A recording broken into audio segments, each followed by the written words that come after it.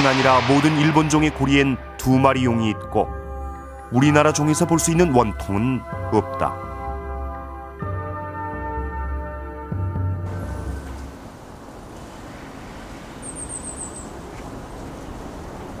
근대 유물들을 전시하고 있는 인천시립박물관. 야외 전시장엔 특별한 유물이 있다. 2차 세계대전 당시 일본군이 녹여서 전쟁 물자로 사용하기 위해 중국 대륙에서 약탈해왔던 송, 원, 명나라 시대의 종들이다.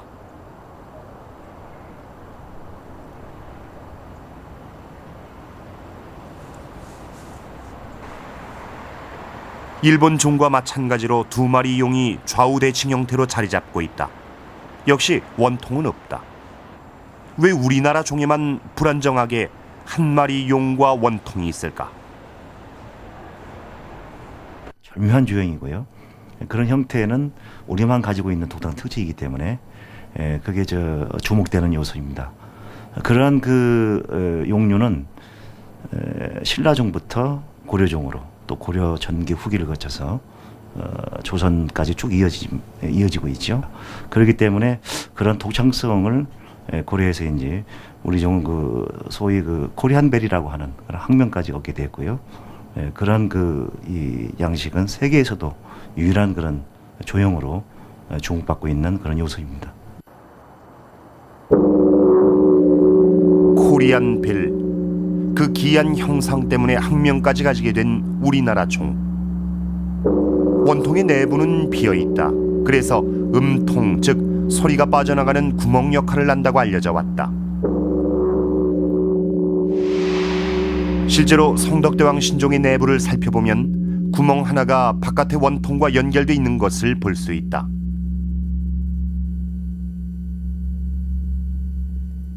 종 곳곳에 음향시설을 설치하고 실험을 해봤다.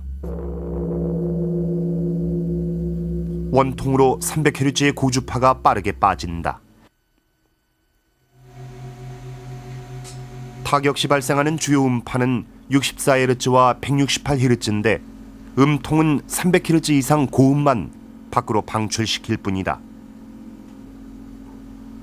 그런데 성덕대왕 신종의 가장 중요한 음이 1차가 64Hz, 2차가 168Hz 음이 있는데 이 주파수 성분들은 이제 음통을 통해서 바깥으로 방출되는 건 아니죠.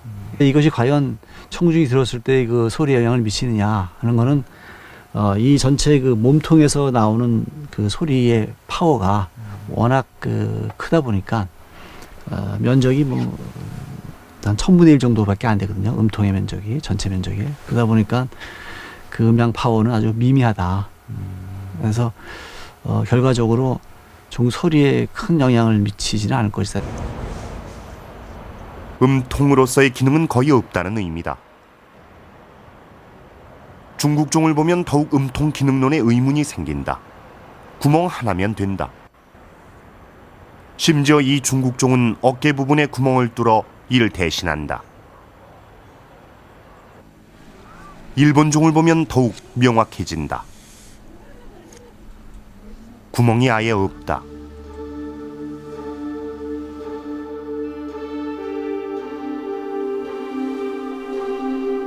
고려시대에 들어서면 우리 종의 원통도 아예 구멍이 없는 종들이 등장한다. 결국 용이 짊어지고 있는 원통은 음통의 기능을 가졌다고 보기 힘들다.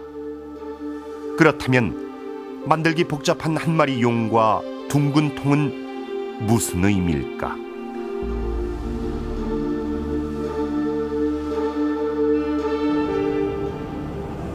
신라인들이 1마리 용과 원통에 얼마나 집착했는가를 잘 보여주는 유물이 있다.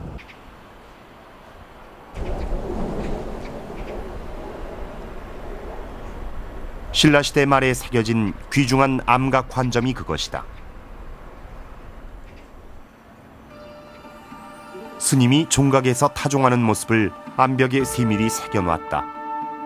전해지는 신라종은 모두 7점, 예외 없이 용 1마리와 원통이 있다.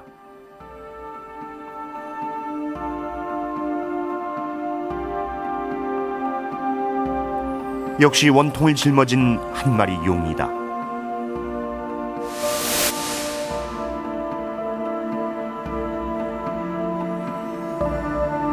변함없이 동일한 양식의 종이 1300년 동안이나 계속해서 주조됐다는 것은 우연히 단순히 그 어떤 아름다움을 추구하기 위해서 만들거나 무작위의 소산이 아니라 7세기 또는 8세기에 이 땅에 살던 사람들이 어떤 확고한 목적 의식을 가지고 거기에 자기들이 추구하는 가치를 담아내려고 했던 게 아닌가 이렇게 그 추정을 해봅니다.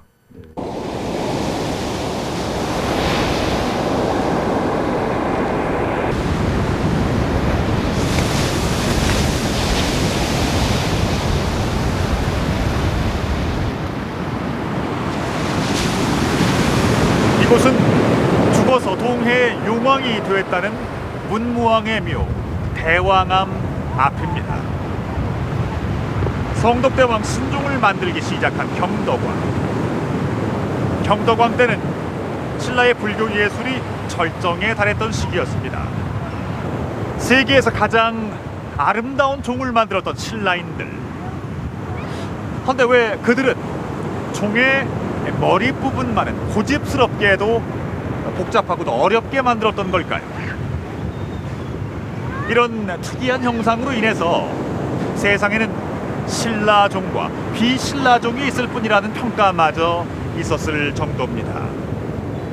그 특이한 신라 종머리의 비밀을 바로 이 문무왕의 염원에서 찾을 수 있습니다.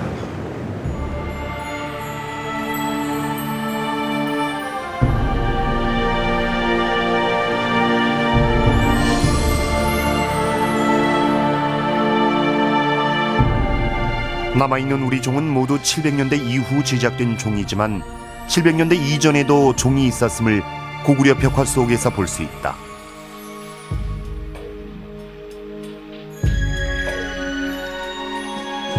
고구려인들의 화려한 행사를 기록한 대행렬도.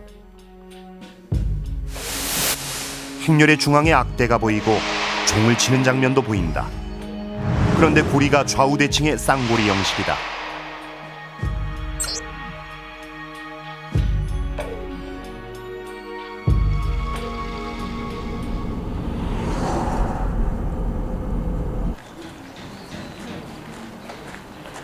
일본 나라연 중궁사엔 622년에 제작된 불교 유물 한 점이 보관돼 있다.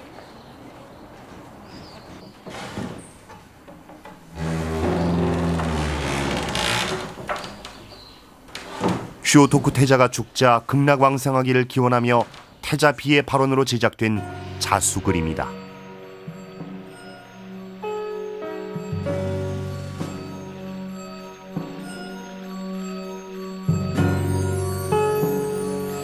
그림 속엔 타종하는 스님과 종이 보이는데 종에는 십자 문양의 가사대가 수놓여 있다. 열십자의 가사대 문양은 일본 종의 가장 큰 특징이다.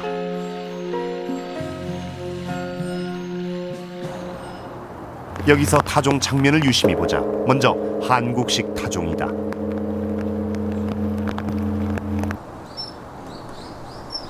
이번엔 일본식 타종이다. 일본은 우리와 달리 종을 높이 매달고 줄을 당겨 어깨 위로 타종한다. 명확히 다른 타종 방법이다. 다시 그림 속 타종, 한국식 타종이다. 왜 일본 종을 한국식으로 칠까?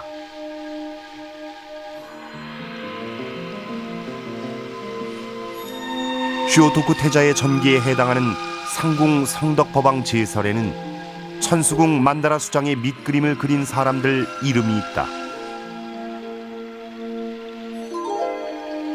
고구려에서 건너간 고려가서일과 가야계인 한노가기리 등이 그렸다고 돼 있다. 이렇게 놓고 볼 때 만다라 수장이 만들어진 7세기 초반 이전에 한반도에서 유행하던 종의 모습을 그 밑그림을 그린 화사들이 그대로 본을 따서 그림을 그린 게 아닌가 이렇게 생각합니다.